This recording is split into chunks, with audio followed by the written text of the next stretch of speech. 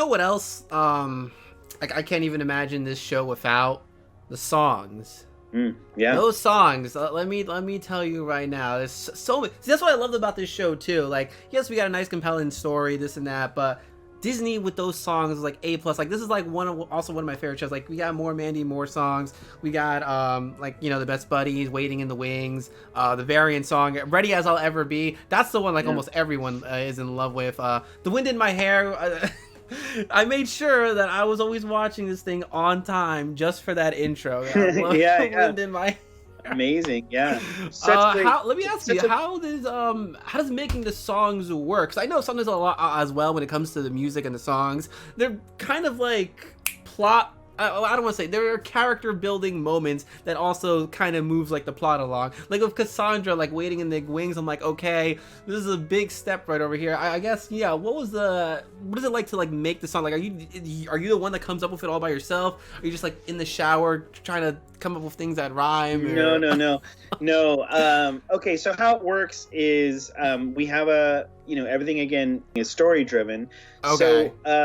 So we have we meet together and we come up with a premise and typically the songs made their way into the tentpole episode. So we would meet together as Ben Balistreri and myself and Jace Ricky and really understand like what needs to happen mechanically in these big episodes and understand what are the big emotional strides that we're going to be taking. So then when we get a premise or a script, we start talking about like where the song's going to exist. We know, time wise, the biggest thing that the biggest challenge is how much time we have in the episodes. They're only 44 minutes.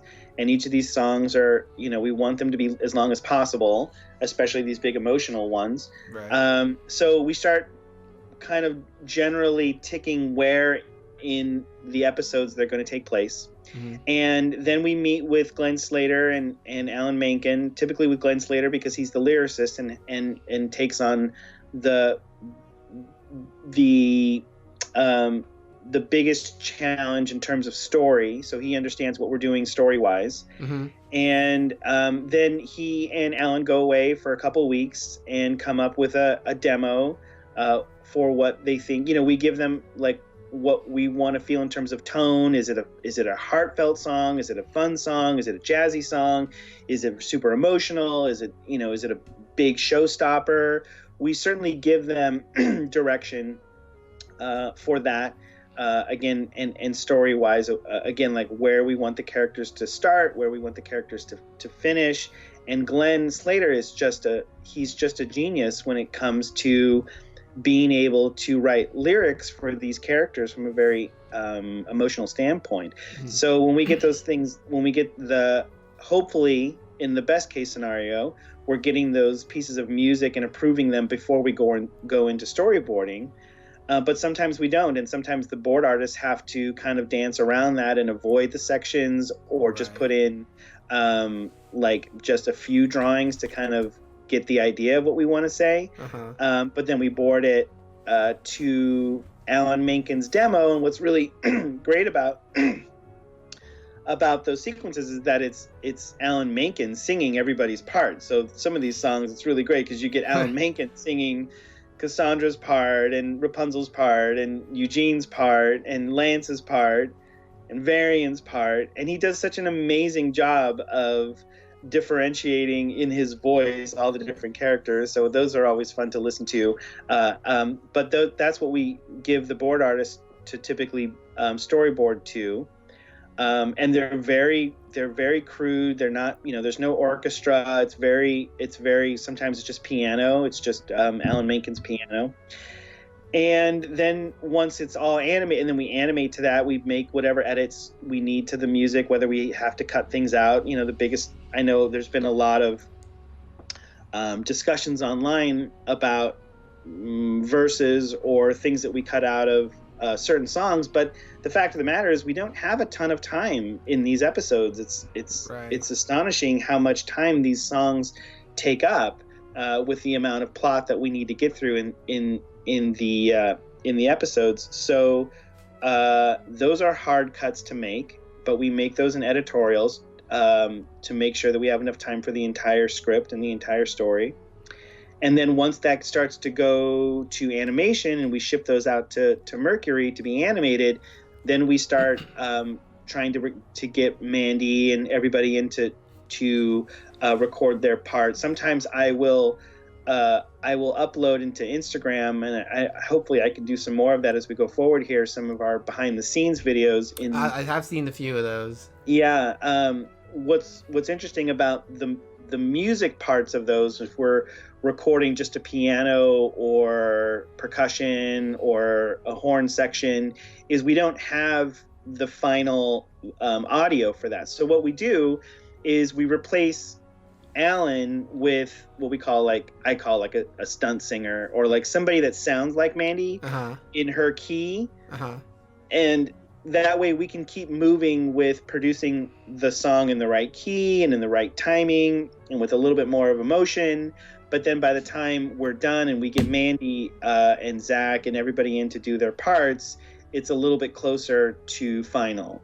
And so she gets a better idea of what the emotion is, and she can kind of get her head around the musicality of it. So, but typically that won't happen until we get animation back. So that means we'll have to go through and adjust some of the animation if the lip sync doesn't line up. So it's quite a process.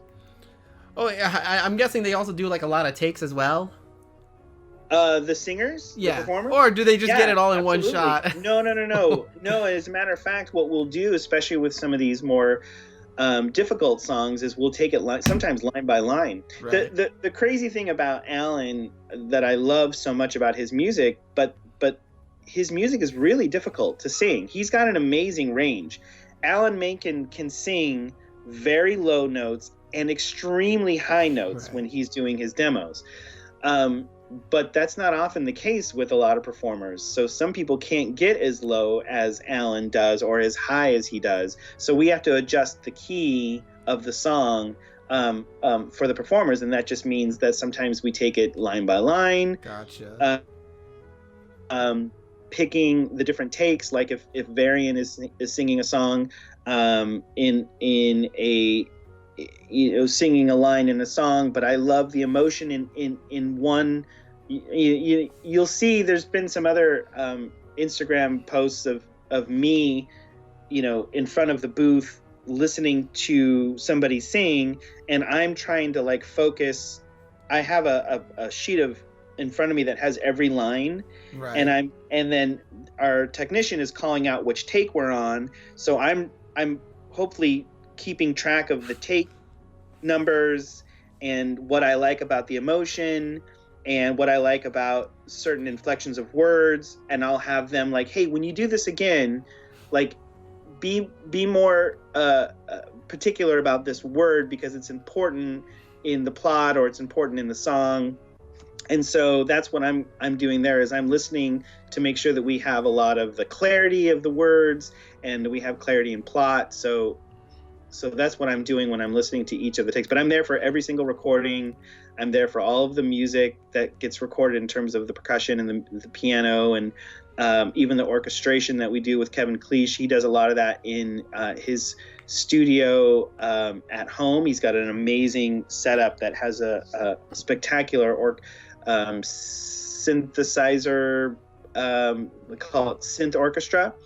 And so he lays in a lot of the Disney magic after we're done recording. So it's a huge process, and I'm involved in all of those steps. But we have an amazing Danny Jacobs, who is an amazing producer, produced all of our music. So once Glenn and Alan write the song, then Danny takes it and produces or has a vision for what the song should sound like in the end. And he and I have lots of discussions about it should have more heart, or it should be a little bit bouncier, or I think we should have like a live orchestra here, or a live like horn section, whatever I feel I want from the tone of the music is what they execute against. So I'm kind of involved in that whole process, but everybody comes along the way and gives 100% as they touch it. Do you ever just like go in the booth and start singing and be like, let me show you how it's actually done? I only had to do that. I did that once with Hookfoot, Jeffrey Ross, who plays Hookfoot. He's an amazing comedian. He's the roast master. He did his song with Serafina, and I just remember I had to go in there with him, and we both sang it to each other. We sang the music. I looked right into Jeff's eyes, and we're singing the song to each other. We had such a fun time recording that song. But no, I think I leave Zach to executing on that stuff. There's not a lot of use of me and my dumb voice getting and messing things up, but we had a ton of fun recording on all that stuff. It's funny, even like Varian, like Jeremy Jordan has such a strong opinion about music and character, and when he hears a song from Alan, he's processing it from the standpoint of, well, how would Varian sing this? And so he and I would have discussions about how to treat a Varian song. And I always loved his opinion and always welcomed the creative flow that he and I had when it came to creating his songs. Yeah, no, the music, it's great. I mean, it tells so much about the characters, how they're feeling, where they're going. I guess, I get the question I would ask you was like, what's like your favorite song that you made? Oh man, my favorite song. Tricky one. What's your favorite song? Well, I guess my favorite song would be "Nothing Left to Lose," because only from the standpoint of we went out to New York and recorded Eden and Jeremy together in the booth. Oh, that must have been great. You gotta show that video. That is very rare. Yeah, that's very rarely done in animation where you get the characters together. Typically, in all of our songs, we would record everybody individually, and they wouldn't hardly ever see the other actors. So being able to have two just monsters of Broadway voices, I mean, their voices together are unbelievable. Being able to have them both together and lift each other's performance and hearing the emotion from the other character and knowing the context of where the other character was coming from really I think made that song special. I think one that's criminally underrated, which I really like, is the Lance one where he's talking about the fear. I'm trying to remember how the lyrics go. Bigger than that, yeah. Yeah, that one was great. All of Lance's songs are amazing. I love any version that he's in. It's great. Yeah, the story behind Lance and kind of his performance stemmed from when we went out to see it. Maybe I've told this before, but I'll tell you that we went out to pitch to Alan Menken in New York, and this is again before we were doing anything. And the night that we had pitched to Alan Menken, we went and saw Aladdin on Broadway. Uh-huh. And so it was me and Shane Prigmore and Jay Stutler, who was head of music, and Shane was my co-creator at the time. We all went to see Aladdin, and we watched it, and James Monroe Eichelhart, who plays Lance, came out as the genie. I don't know if you knew that or not, but he played the genie. I did not know that. Wow. So he was the genie on Broadway, the original genie on Broadway. So he shoots out as the genie, and I lean over to Shane, and I'm like, dude, this guy is amazing. Like, he's just got a great voice. He just, like, when you see him and you hear him, you just smile. Like, I want to be best friends with him. Like, we need somebody like him on the show. And so I remember pulling out my phone rudely in a Broadway show, and I remember telling the kind people next to me, like, I'm just taking notes, like, please, I remember like apologizing to them, but I wrote in my phone, like, Eugene needs a best friend, just like Rapunzel has a best friend. I think we need somebody for Eugene to be able to play against, and James Monroe Eichelhart would be perfect for that. And so we went back, and we started making the show. Genie, all right, you're done with the lamp. Come over here now. Yeah. And subsequently, he left doing the genie and is now on Broadway in Hamilton. So he's doing the Hamilton musical, which is huge as well. But he's just an amazing performer, and we knew that we needed to get a solo from him somewhere in the show that kind of exemplified his spirit and his fun and his positive outlook on life. And I felt like that song really did that. Oh yeah, that was. I try to remember, like, what were you afraid of? You're bigger. Yeah, you're bigger than that. That was the one. Let me ask you a question right now. In terms of songs, if I could sing a song in the Mickey Mouse voice, what would you want to hear? Oh, Wind in My Hair. Come on, you got to do The Wind in My Hair. That's a Come classic. on, pal. Let me hear it. The Wind in My Hair. I'm gonna have to change the lyrics to the Wind in My Ears. Yeah, What's Wind in My Mickey? Ears. Come on, that writes itself. You got to do it. I definitely want to do at least like a couple of them with the Mickey Mouse voice. I think that'd be funny just to do that. I'm always like low key in my own mind, or just when I'm in the shower, I'll be singing Disney songs or any song in the Mickey Mouse voice. I'm like, I gotta record it. I gotta record it. I do that all the time. I've just People started making covers of like the dark incantation spell, which there's one thing that I noticed about that some people have brought up, saying that like the reason why the incantation is short is because kind of like death, it can happen like in an instant. Short. I don't know if is that something, or is just a little theory thing. No, we just again like it just became a thing where it just I'm like, that's didn't pretty need clever. to be.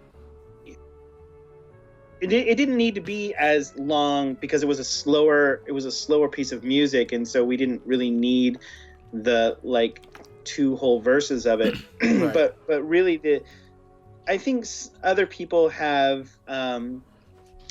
noticed that the lyrics of the Decay incantation were really written. Well, we had a whole different set of lyrics for it, but the lyrics that we settled on were written so that when we got to Kieran in the Amber, that the lyrics reflected that. So you start hearing things like "Set the Spirit Free," "Wither and Decay." Like, so if you think about the movie version, the healing incantation, Mother Gothel was reciting those words selfishly, but when Rapunzel recited them to Eugene, the same words bring back what once was mine. Now it's not about youth, but it's about love and her relationship with Eugene. So the lyrics had a duality in their meaning, and so I wanted the Decay incantation to have the same duality. So you could look at it as being this kind of death incantation, but once she sang it to Kieran, it was more about releasing him from the Amber. So that was the trick of that incantation, is it wasn't necessary, although it was at that time very deadly, and there was a lot of risk in reciting it.